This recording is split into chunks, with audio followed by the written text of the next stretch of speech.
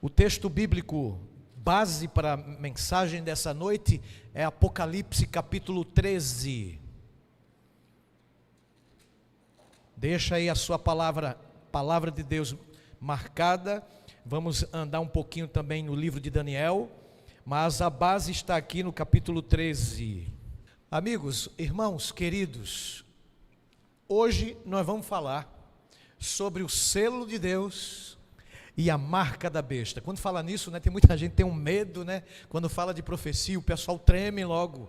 Bem, você sabe que o Apocalipse é um livro aberto, nunca foi fechado, O Apocalipse é um livro que na própria etimologia da palavra já diz, já começa no primeiro verso da Bíblia, nesse caso do Apocalipse, a revelação de Jesus Cristo, Então a palavra, no original, para o livro do Apocalipse, o título é revelação. Então esse livro, é claro, ele tem muitos símbolos, muitas metáforas, não é?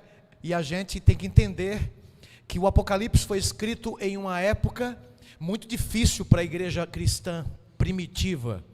O Apocalipse foi escrito pelo apóstolo João. O João era o discípulo mais jovem dos 12. João era novinho, quando seguia a Jesus. Quando Cristo, no ano 31, morreu, João era o mais jovem, era o mais novo.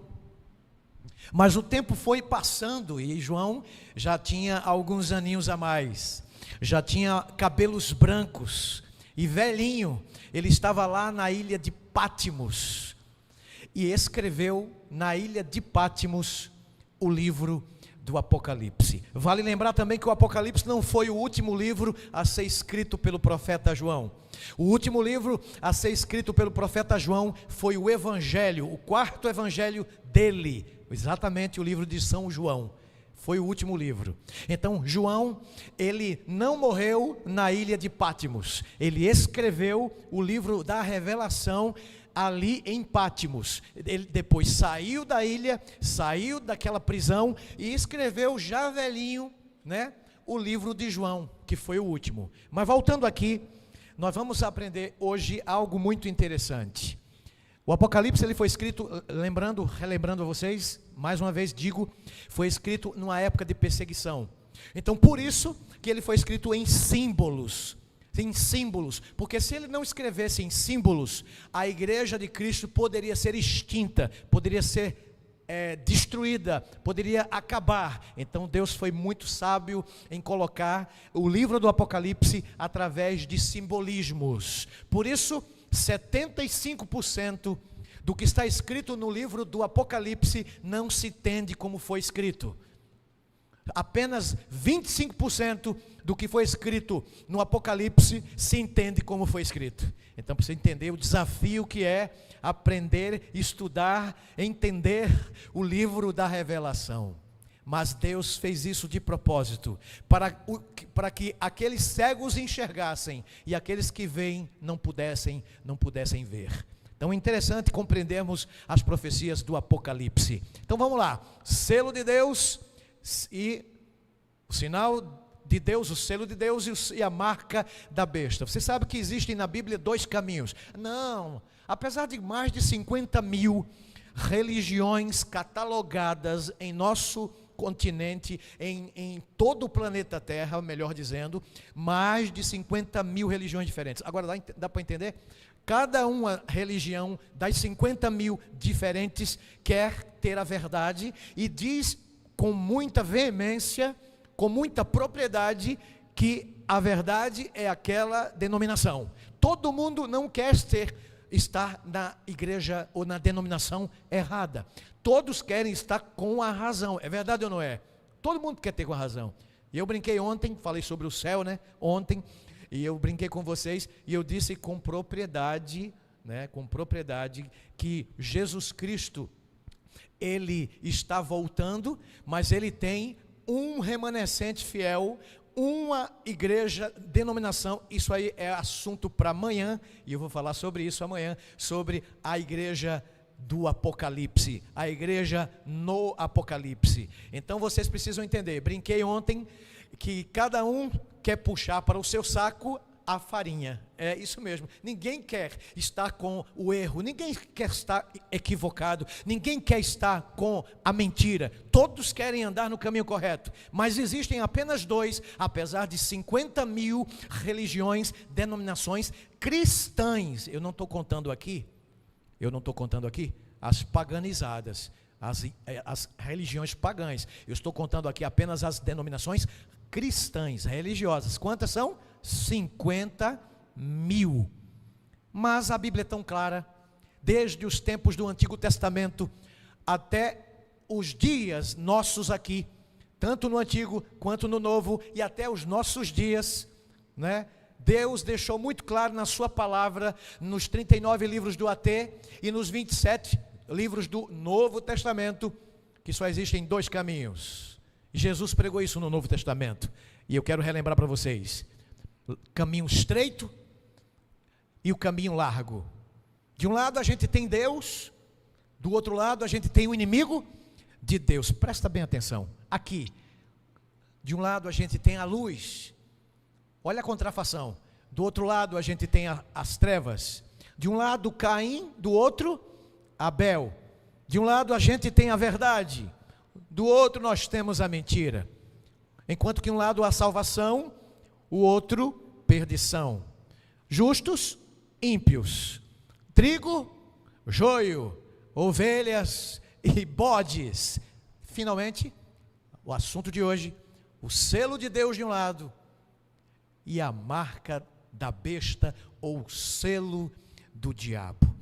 Eu quero dizer o seguinte para vocês, bem claro, que isso não é imaginação humana, isso é revelação divina, e eu quero ser muito humilde essa noite, para mostrar para vocês qual é o selo de Deus, e qual é a marca da besta, ou o selo do diabo. Para a gente ter um ponto de partida, para a gente compreender sobre selos, sobre marcas, sobre sinais, dois textos interessantes, são os textos de Jeremias, capítulo 21, verso 8, e na sequência, Provérbios, capítulo 16, está na tela, verso 25. O primeiro, nós lemos: a este povo dirás, assim diz o Senhor, eis que ponho diante de vós o caminho da vida e o caminho. Lembram-se desse texto? O profeta chorão, Jeremias, ele nos dá uma reflexão poderosa quanto a esses dois caminhos.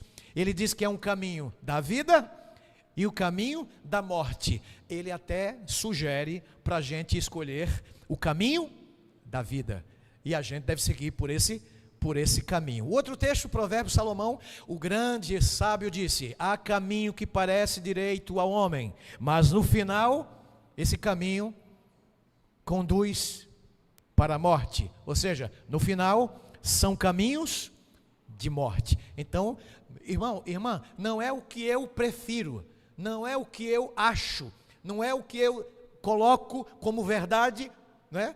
É sim o que a palavra de Deus diz, e ponto final. O que vocês vão ver agora é só texto bíblico, é só mostrar a verdade. E claro, a gente vai entender junto com a história, porque a história, ela corrobora com a palavra de Deus, não é? A história confirma o princípio bíblico, a história ratifica a veracidade das Sagradas Escrituras.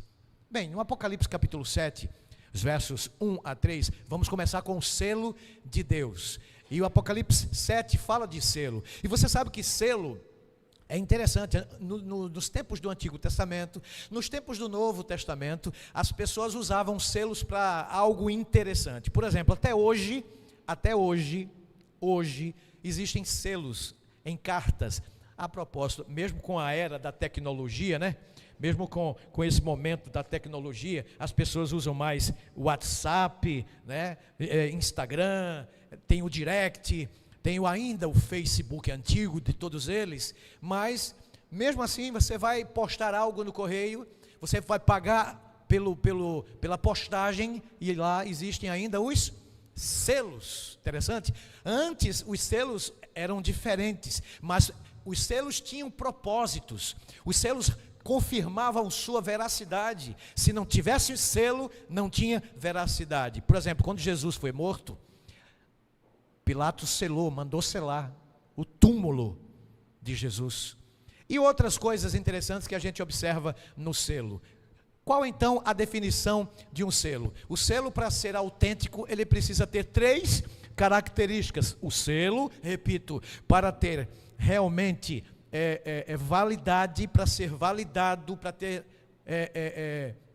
com certeza veemência, para ter relevância, é preciso a gente ter 3 características.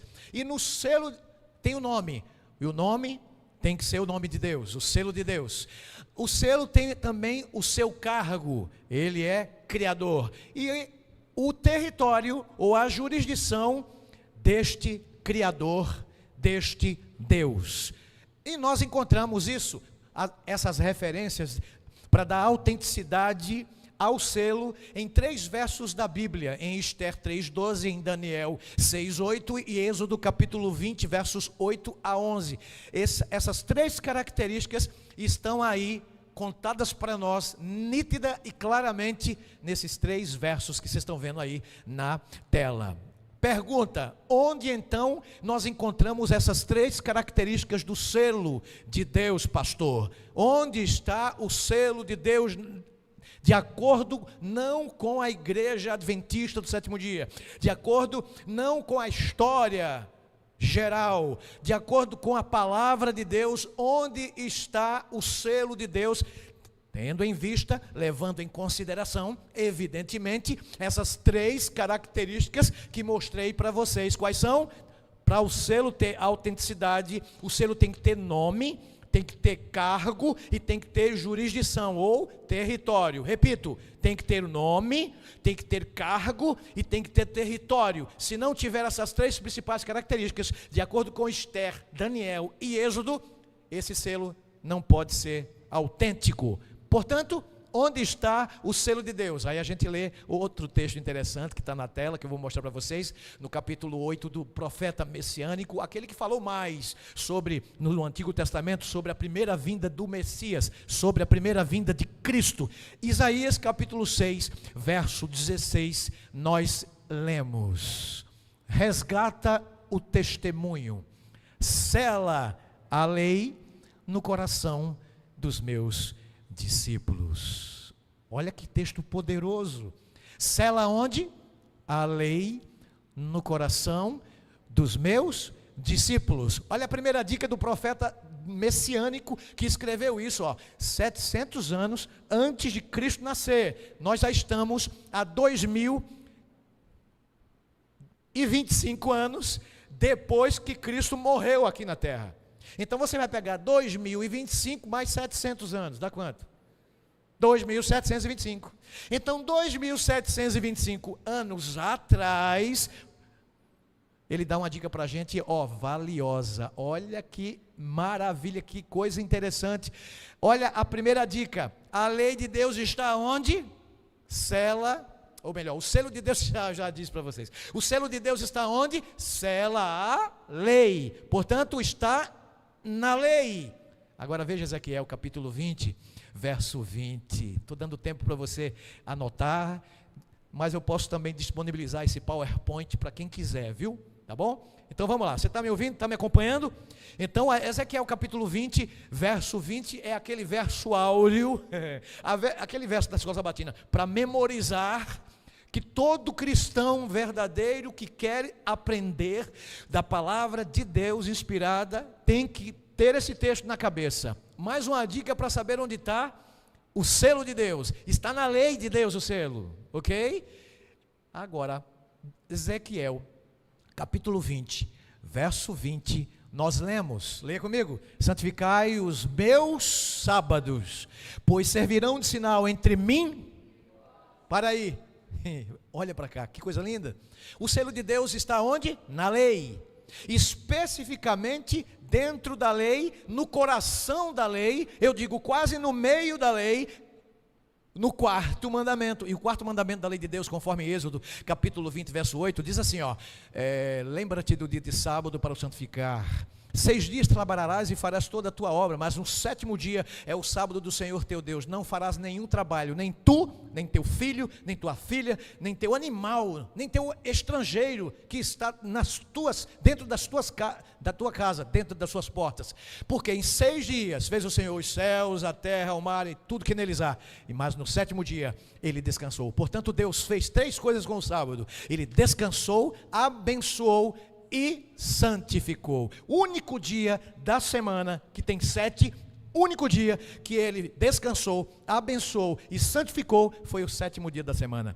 Desde que o mundo é mundo, são 7 dias na semana. E desde que o mundo é mundo, existe o sábado. Desde que o mundo é mundo, sempre haverá o 7º dia da semana. E o 7º dia da semana, se você ler o verso 10 do capítulo 20 desse mesmo livro de Moisés, no Êxodo, você vai entender que o 7º dia não é o domingo, o 7º dia não é o terceiro, o 7º dia não é a terça, o 7º dia não é o quarto, o 7º dia não é a quinta, o 7º dia não é a sexta, o 7º dia é o sábado do Senhor.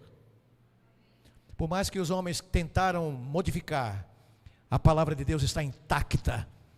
Deus é muito bom, irmãos. Deus é maravilhoso.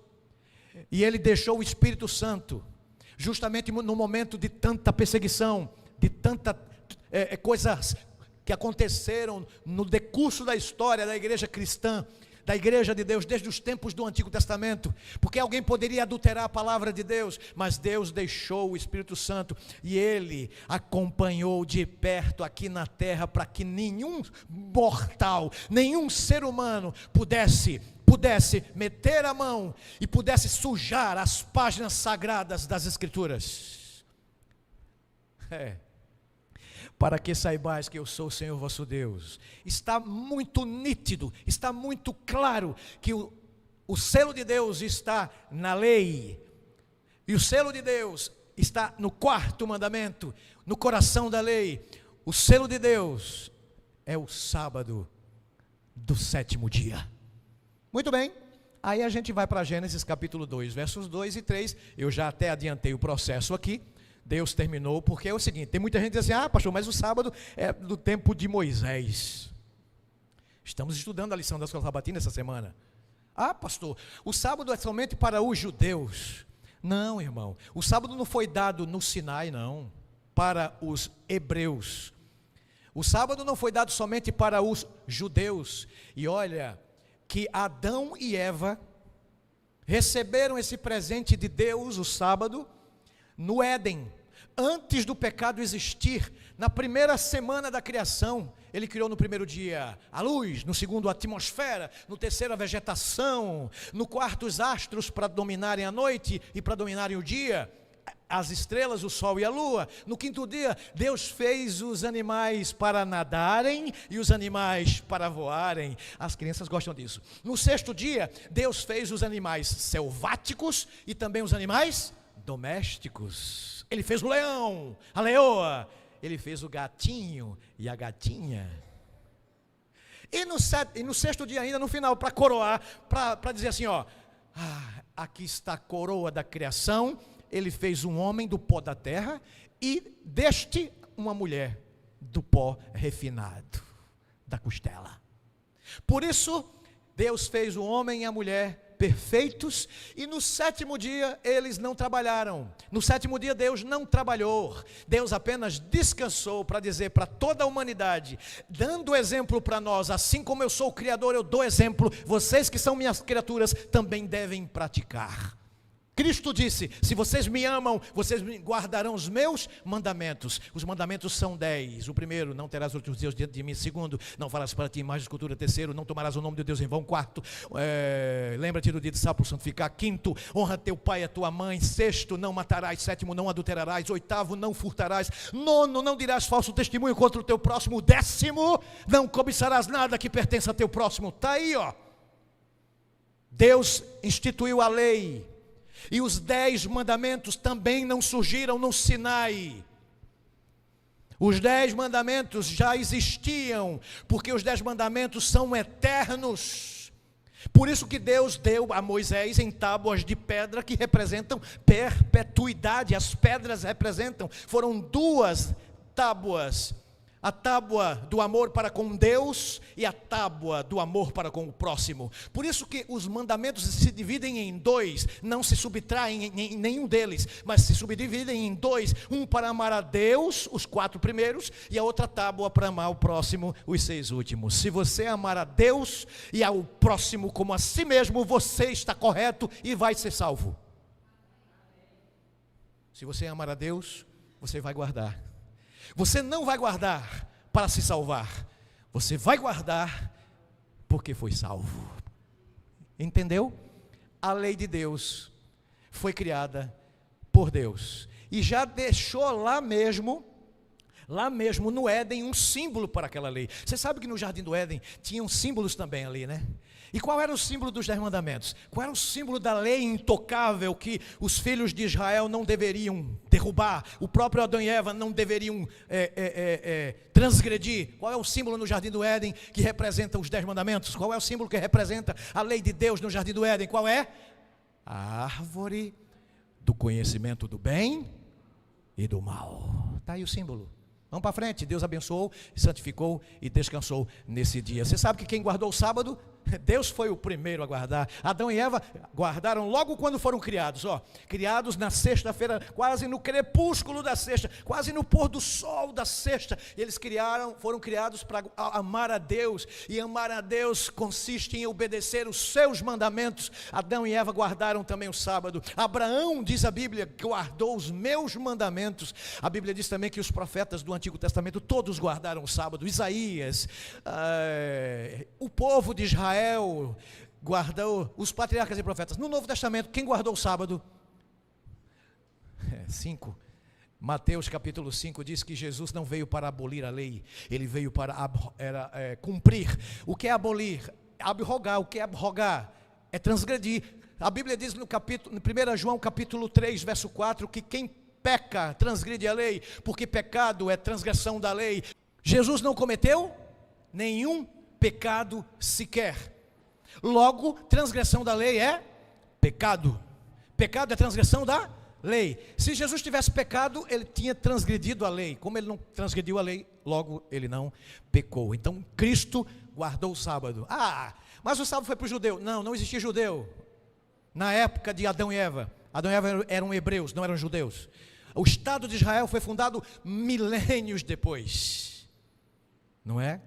Então, meus queridos, a Virgem Maria, tem os textos para isso, lá em Lucas, guardou o sábado. Os apóstolos obedeceram a Deus guardando o sábado. O próprio apóstolo Paulo obedeceu a Deus guardando o sábado. As mulheres santas que eu quero dizer, não são perfeitas. Mulheres, homens santos também não são perfeitos, mas são homens e mulheres separados para obedecer a palavra de Deus, e é o perfeito de Jesus Cristo. Aí, com o tempo, e agora eu vou para a parte final, nós entendemos agora, de acordo com a veracidade da santa palavra de Deus, que o sábado é o sinal de Deus entre Ele e a humanidade. Deus fez o sábado por causa do homem, e não o homem por causa do sábado. Infelizmente, o pecado veio ao planeta. E como consequência do pecado, os homens contraíram a morte, doenças e etc. E toda vez que o homem peca, ele transgride a lei de Deus, porque pecado é a transgressão da lei de Deus. No Apocalipse 14, de 1 a 12, nós encontramos: olhei e eis o Cordeiro em pé sobre o monte Sião, e com ele 144.000, tendo na sua fronte escrito o seu nome e o nome de seu pai. Aí ele diz agora, para os nossos dias, no Novo Testamento: aqui está a perseverança dos santos, os que guardam os mandamentos de Deus e têm a fé em Jesus. Que coisa linda! Como é que o povo do mundo aí não vê isso, gente? É o que eu disse para você. Uns enxergam, outros não enxergam. A gente pede muita humildade, muita sabedoria a Deus para poder enxergar. Quem não é humilde não entende as Escrituras. É por isso que a gente vê tanta gente conhecedora, tendo muitos conhecimentos, mas quando chega no livro da Bíblia, não sei, eu não entendo nada de Bíblia. Por quê? Porque não pede a Deus iluminação, porque é só o Espírito Santo que ilumina para o ser humano entender essas palavras proféticas tão maravilhosas. Não temos dúvida, o sinal de Deus que distingue o seu povo do povo que não é dele, é um dia na semana. Isso aí é desde os tempos do Velho Testamento. E agora, pastor, Apocalipse 14. Seguiu-se a estes outro anjo. Aí tem as mensagens angélicas, e uma das mensagens angélicas, que é o terceiro, disse o seguinte: se alguém adora a besta e a sua imagem, e recebe a sua marca na fronte ou sobre a mão, besta, pastor, que negócio é esse? Negócio de besta, né? Então, só para encurtar aqui e adiantar, acelerando o final do culto, eu quero só relembrá-los que, como é símbolo, né? E em profecia, na tabela profética, um animal representa poder, reino, e este poder ele pode ser político ou religioso. Então, quando você vir na Bíblia um animal, isso é, quando está em uma profecia, tá bom? Você vai pegar Gênesis, né? E vai pegar Gênesis e vai colocar a semana da criação como simbólica. Aí você vai forçar o texto, porque ali é literal, a semana é literal, 7 dias de 24 horas. Mas tem aqueles que usam uma das interpretações da palavra de Deus, colocam como simbolismo, aí fica difícil. Só que aí, Daniel 2, por exemplo, e 7, nos dão uma pista para sabermos na tabela profética como entender o que significa o animal. Aí ele teve uma visão, Daniel teve a visão do capítulo 2, que mostra uma estátua, lembram aquela estátua? Daniel, na verdade, quem teve a visão foi o rei, Nabucodonosor do capítulo 2, aí Deus, através de Daniel, deu a interpretação para o rei ficou empolgado, até se converteu, o rei Nabucodonosor, no ano 605, ele durou de 605 a 539, de acordo com a imagem que ele havia visto em sonho, esqueceu, mas Deus deu para Daniel a interpretação, a elucidação, deu o sonho, aí ele mostrou para o rei, a cabeça era Babilônia, braços e peitos eram de prata, eram representados pelos medos e persas, o quadril era de bronze, representando então a Grécia, as pernas eram de ferro, representando o Império Romano, e os pés eram uma mistura de barro com ferro, que representava o Império Romano dividido, assim como cada pé, o direito e o esquerdo, tinham e tem, né? 5 dedos, então são dedos 5 do lado direito, dedos 5 do lado esquerdo, então são 10. O Império Romano teve o seu momento, né? Ele durou do ano 168 até 476, lembram disso? Houve a queda do Império, ele fragmentou, ele se dividiu em 10 países, conhecidos hoje como os países europeus.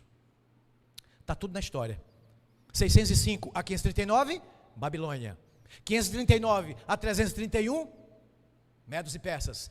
331 a 168, antes de Cristo, Grécia. 168 a 476 depois de Cristo, Roma. Quem durou mais? O Império de Roma, o Império dos Césares, o Império de Ferro. Aí Daniel, no capítulo 7, teve outra visão. Interessante que a visão era parecida, só que com elementos diferentes do capítulo 2. O capítulo 7 mostrou 4 animais. O primeiro, um leão alado. Esse leão representa a Babilônia. O segundo, ele viu, né, um urso. Esse urso representa os medos e persas. Essas 3 costelas na boca do urso são as grandes conquistas que os medos e persas tiveram. A Lídia, o Egito e a Babilônia. Perfeito. E depois dele veio outro, agora um leopardo com 4 cabeças e asas. Esse leopardo representa a Grécia. E as 4 cabeças representam o que, pastor? Aí você entende, exatamente, vocês entendem muito bem, estou molhando aqui, estou chovendo no molhado, só para vocês entenderem, essas 4 cabeças são os 4 poderosos generais de Alexandre, da Grécia, o Grande. Cassandro, Lisímaco, Ptolomeu e Seleuco, esses 4 generais, ok? 4 cabeças. Mas aí, tão cedo, pouco tempo, com 30 e poucos anos, Alexandre morreu, a Grécia caiu, e quem assumiu? O outro animal. Só que esse animal aqui não dá para distinguir, não dá para identificar. Até o profeta Daniel se assustou e disse, não dá para conhecer. Por isso é um animal terrível e espantoso. Esse animal terrível e espantoso representa grande Roma. Ô bicho feio. Tribufu, né? Lembra, né? Esse animal é o animal terrível e espantoso, representando aqui Roma pagã, é isso mesmo, Roma imperial, que durou do ano 168 a.C. e foi até 476 depois de Cristo. Antes de Cristo, contava-se 10, 9, 8, 7, 6, 5, 4, 3, 2, 1. Depois de Cristo, se conta 1, 2, 3, 4, 5, 6, 7, 8, 9, 10. Progressiva, depois de Cristo. Regressiva, antes de Cristo. Esse animal aí representa Roma. Na tabela profética deu para entender que animal representa um poder, quer seja político ou religioso. Pastor, como é que vocês compreendem isso tudo? É o Espírito Santo que revela para nós. E a história confirma tudo isso.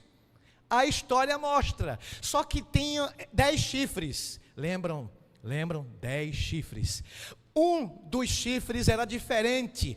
Esse um dos chifres, Daniel capítulo 7, a partir do verso 25, mostra que esse chifre, ele tinha olhos e tinha boca para blasfemar. Esse era diferente porque ele era mais religioso do que político, mas não deixou de ser político, também era. Esse era diferente porque ele deixou de ser pagão para ser cristão. Está entendendo onde a gente quer chegar? Então vamos lá. Daniel fala que esse poder, ele cuidou em perseguir os cristãos e também mudou a lei. Olha, e os tempos. Olha as características da Bíblia e veja quem foi na história um poder político mais religioso, diferente dos outros poderes ou dos outros chifres. Veja na história que povo religioso, que poder melhor religioso, cuidou em mudar a lei de Deus, mudar os tempos, sem a autorização divina, sem a autorização do Espírito Santo. Para você me dizer que eu estou com conversa fiada, leia Daniel. Os 10 chifres correspondem a 10 reis. A Bíblia interpreta-se a si mesmo. Eu não preciso estar interpretando a Bíblia, porque o intérprete é ela mesma, é o Espírito Santo. Os 10 chifres correspondem a quê? 10 reis, que se levantarão daquele mesmo? Opa!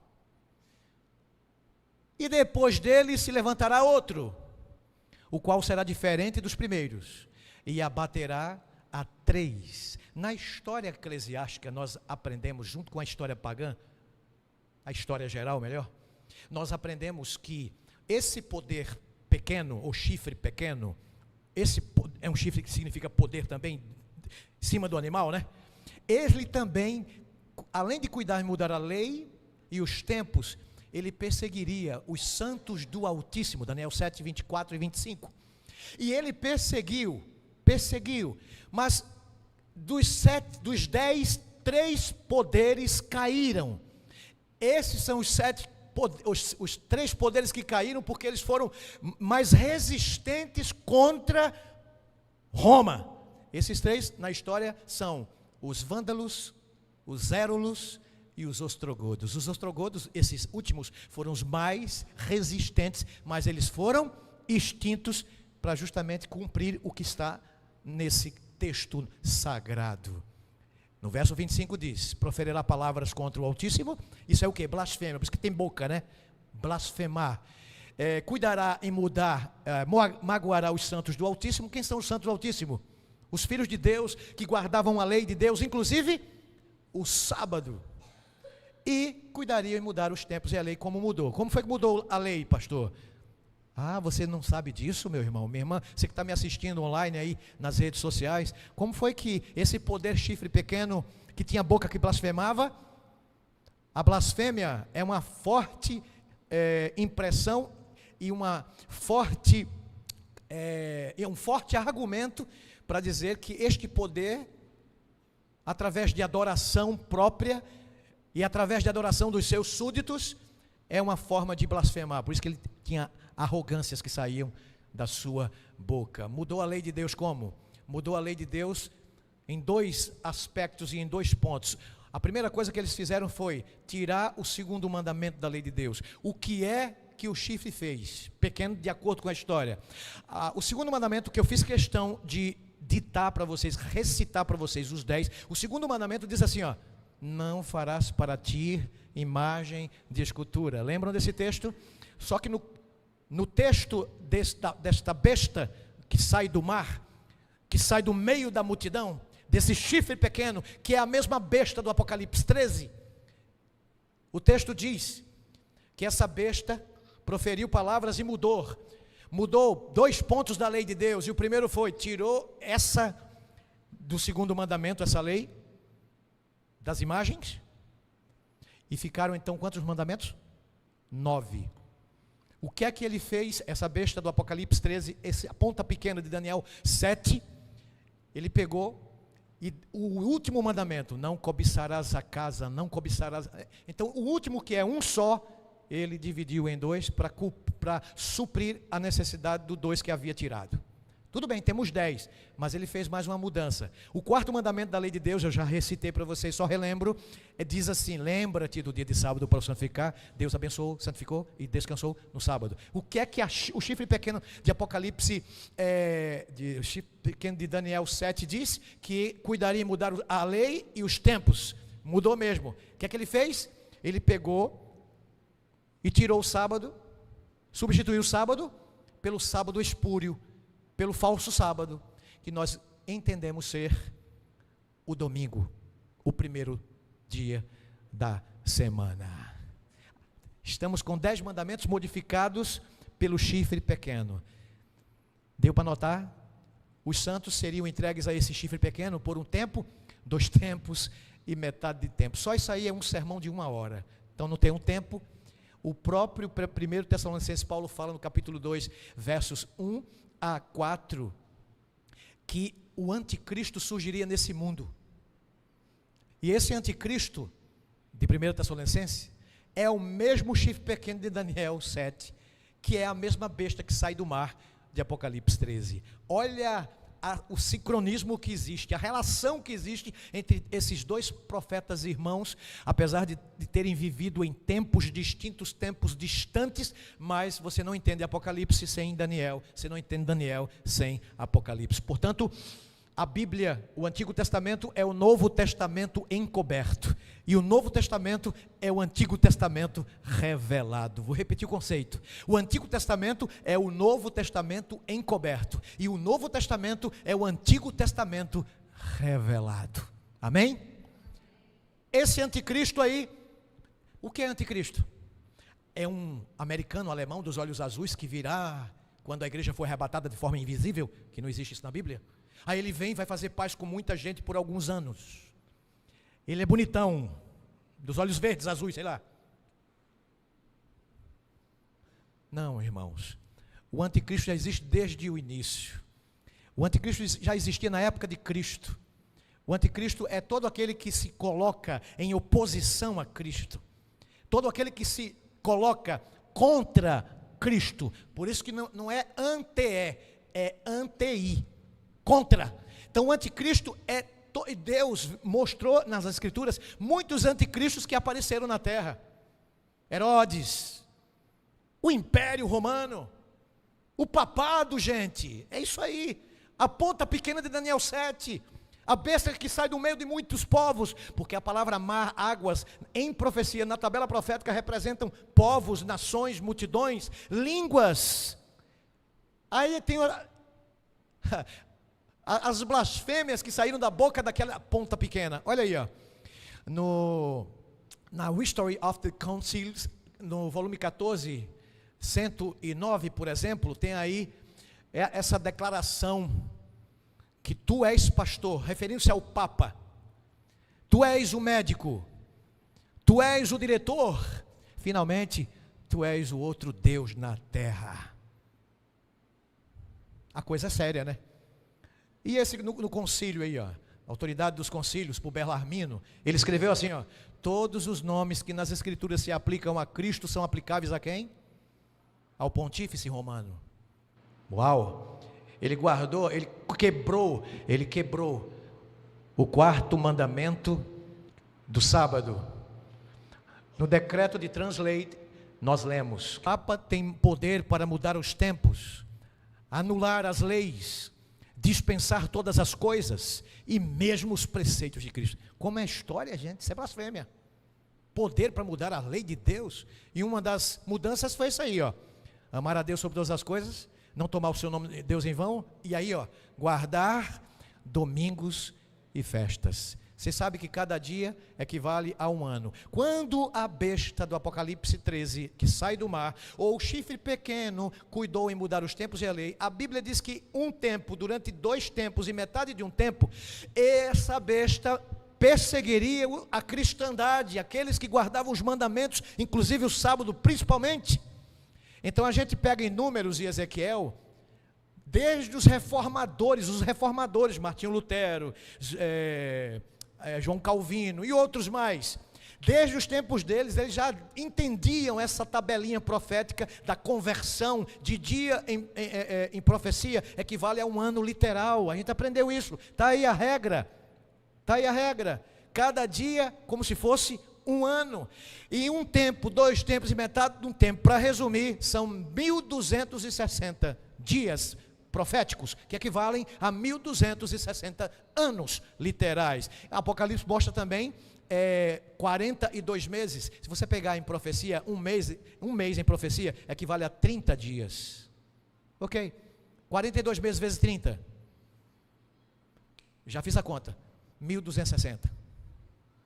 A Bíblia diz que um tempo, 2 tempos e metade de um tempo é o mesmo período que 1260 dias, que é o mesmo período que 42 meses. Resumindo, esse poder perseguiu o povo de Deus, perseguiu os filhos de Deus, os remanescentes de Deus, os guardadores do sábado, desde a época dos valdenses, que guardavam o sábado nas montanhas da Espanha, nas montanhas da França, nas montanhas da Itália. Todos eles foram perseguidos na Europa. E olha, se você pegar esses 1260 anos literais, somados a 538, que foi justamente o edito de Justiniano, o imperador romano, nós vamos para 1798. Durante esse período de 1260 anos, ou tempos e metade de um tempo, ou 42 meses vezes 30, da mesma coisa, vocês vão ver a perseguição terrível que houve. Hoje nós entendemos por quê. A profecia já havia dito e a história confirma. Lembra do Papa João Paulo II, que era o conhecido João de Deus, em cadeia internacional? Ele anunciou o perdão, pedindo perdão pelas atrocidades e pela carnificina e pela mortandade que a igreja romana ocasionou durante esse período da santa, que de santa só tem o nome, Inquisição. Deixa eu abrir o meu coração aqui para os meus irmãos católicos que estão me assistindo e para os meus irmãos que estão aqui também na igreja no presencial. Os irmãos da igreja católica não têm nada que ver com o que aconteceu na história. Por isso, fiquem tranquilos quanto a isso. Vocês não têm nada que ver, mas a história não pode deixar de nos anunciar. Como já anunciou, houve de fato isso. E quem perseguiu os cristãos e matou milhões deles por causa da palavra de Deus se chama o papado, através da igreja apostólica católica romana. Eu tirei essas fotos aí do museu da Inquisição. Isso aí se encontra em qualquer museu hoje no mundo conhecido com autenticidade, como o museu em Belo Horizonte, aqui no Brasil, no Peru, como museu lá na Europa. E olha só, eles usavam esses instrumentos de tortura que vocês estão vendo aí, ó.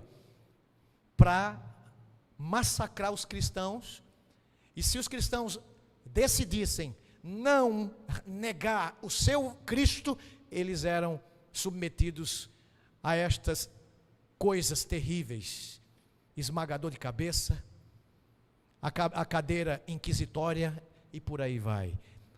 E a igreja de Deus, pastor, não acabou nessa época? Não. A igreja de Deus, como eu falei, repito, estava refugiada, longe do dragão, na Europa, para escolher um dia ser a igreja de Deus no futuro. E o interessante é que a besta do Apocalipse perseguiu essa igreja durante esse período, mas essa igreja permaneceu viva, por um período de 1260 anos, escondida no deserto. Mas a Bíblia diz que o dragão jorrou água. O que é a água em profecia? Povos, para quê? Para destruir essa igreja. Mas sabe o que aconteceu? A terra ajudou a mulher, que é a igreja em Apocalipse 12, fendendo-se, abrindo a boca, para que a água fosse engolida através do descobrimento da terra. Essa terra é o que aconteceu na história, como nós chamamos de América do Norte, descoberta por Cristóvão Colombo. E a América surgiu como lugar de refúgio para os cristãos que ficam refugiados nas montanhas da Europa. A América surge um novo mundo. E por incrível que pareça, essa terra, nós vamos estudar depois, se tornou os Estados Unidos na profecia. Qual foi o poder, irmãos, que perseguiu os cristãos? Está na Bíblia. Qual foi o poder, pastor? Está na Bíblia. Apocalipse 13. Está aí a supremacia, desde 1798, aliás, desde 538 a 1798, foi a perseguição. Só que no ano de 1929, Benito Mussolini entrou com um decreto para devolver os hectares para a igreja romana. Houve um golpe, mas um golpe mortal. A Bíblia diz que a besta tomou um golpe na cabeça, e quase a besta ia sendo destruída, mas ela começou o processo de cura no ano de 1929, e a Bíblia diz que todos seguiram a besta.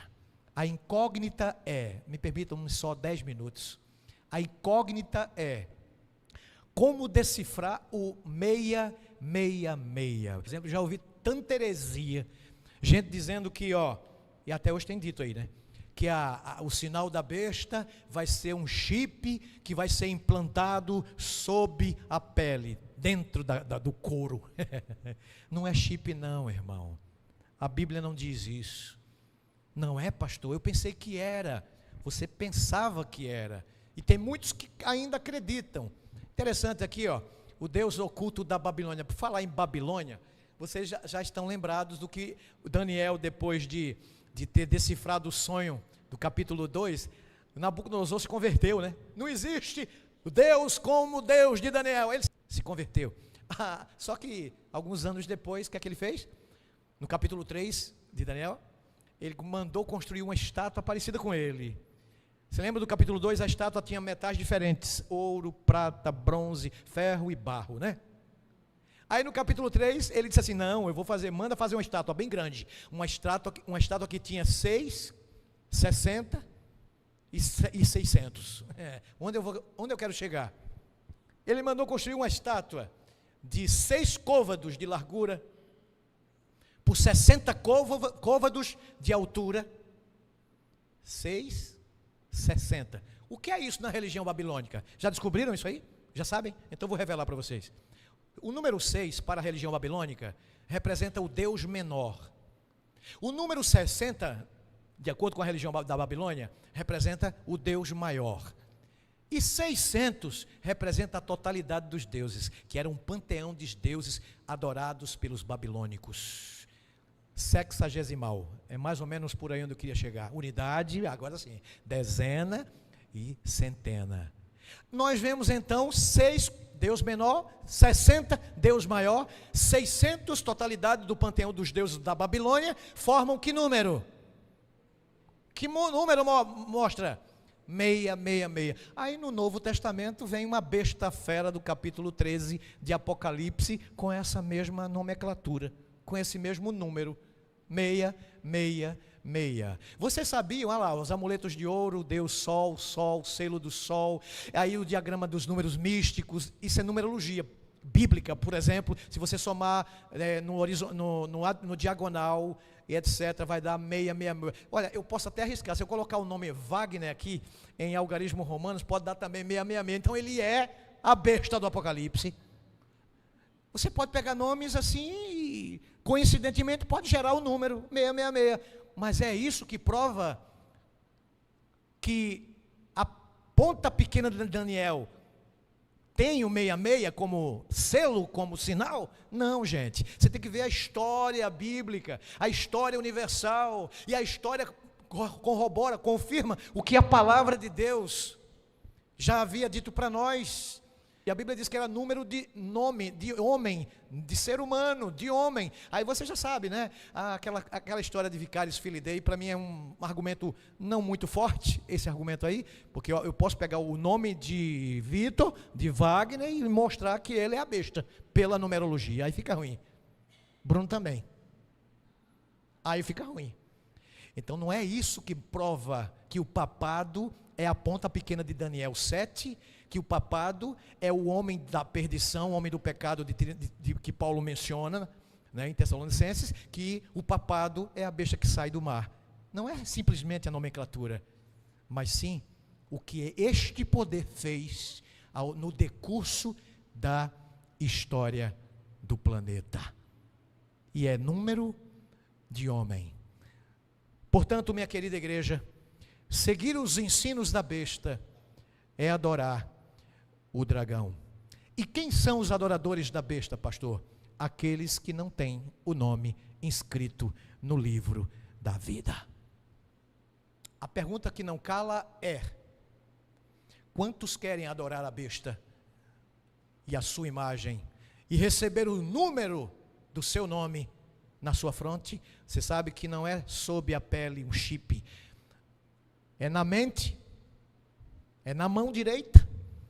A besta tem um sinal, o diabo tem um selo, e esse selo não tem que ver com numerologia, com literalidade, é simbólico. Esse sinal e selo, irmãos, não é um chip, não é um animal que vai surgir nos últimos dias aí com algo para selar aí, literalmente. Não, gente, a mente na testa, por quê? Porque é aqui que a gente aceita, a gente rejeita, a inteligência está aqui. E se você aceitar a filosofia, os ensinamentos da besta, você está recebendo a marca da besta na mente e na mão. Por quê? Porque você vai guardar o dia que é símbolo desta besta, desse poder religioso, e o dia que é o símbolo do poder religioso, foi colocado em contraposição, em contrafação ao verdadeiro dia de guarda, o sábado. Logo, se o selo de Deus é o sábado, se o selo de Deus é o sinal entre Cristo e o seu povo, o sinal da besta é o dia de guarda que eles inventaram, o dia do domingo. Tem sentido? Que o Senhor abençoe você, minha querida casa do Senhor, minha querida igreja, e você que nos assistiu, teve paciência de ouvir até agora. Mas lembre-se, há dois caminhos: Deus ou Satanás, estreito ou largo, ovelhas ou bodes, verdade ou mentira, selo de Deus o sábado, sinal do diabo o domingo. Resta-nos tomar uma decisão agora. A minha eu já tomei. Eu quero receber o selo de Deus e guardar o seu mandamento. Agora é com você. Siga o Messias, aprenda com ele, porque ele deu exemplo. Por isso ele é Abba. Tanto na criação ele deu exemplo, como na redenção. Ouça essa linda música sobre ele e abra o seu coração para recebê-lo.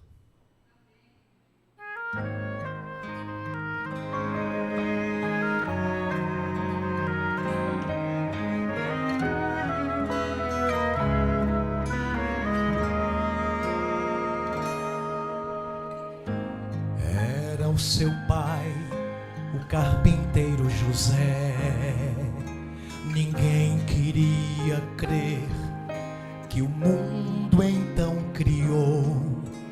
Curava com suas mãos, seu nome era Jesus. Mas nunca compreenderam para que veio Jesus. Ele é Messias, ele é Messias, destinado a morrer. Ele é Messias, por pecados ele morreu, mas da morte ressurgiu. Ele é Rei, ele é Deus e Senhor. Ele é Messias, é o Messias da profecia. Ele está vivo na minha vida e no seu coração também. Tirado lá da cruz, sepultado ele foi,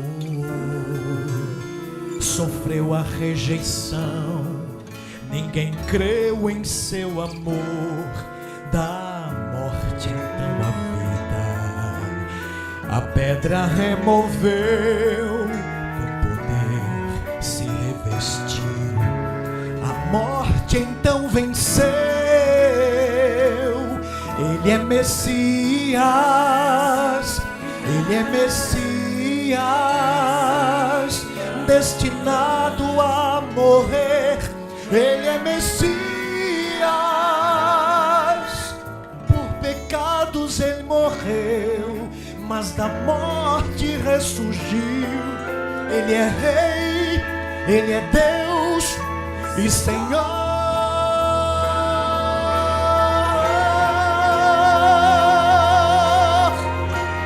Ele é o Messias, ele é Messias, destinado a morrer. Ele é Messias, por pecados ele morreu, mas da morte ressurgiu. Ele é Rei, ele é Deus e Senhor. Ele é Messias. Ele é Messias. Ele é o Cristo. E é Ele quem dá interpretação. E é Ele quem dá elucidação a essas palavras que Ele mesmo iluminou, inspirou.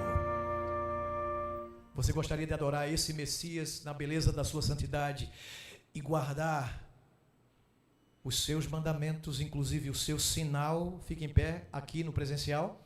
E onde você estiver, feche seus olhos se puder e ore comigo. Pai, são palavras muito fortes que ouvimos e que aprendemos hoje. Mas muitas vezes, palavras agradáveis podem não ser verdadeiras. E palavras verdadeiras podem não ser agradáveis. E as palavras que o Senhor disse são verdadeiras e são agradáveis, que ela é como espada que divide medula, que vai até a alma e faz a transformação. Por isso, leva-nos em paz, Senhor, para os nossos lares. Fica com todos aqueles que nos ouviram através das sociais redes. Que o Senhor coloque dentro do nosso coração o desejo ardente de te obedecer, mas primeiro de te amar, porque se amarmos de verdade, guardaremos a tua palavra no nosso coração, para não pecarmos contra ti. Nos dê um sono reparador na tua presença, pois oramos agradecidos em nome de Jesus. Amém, amém e amém.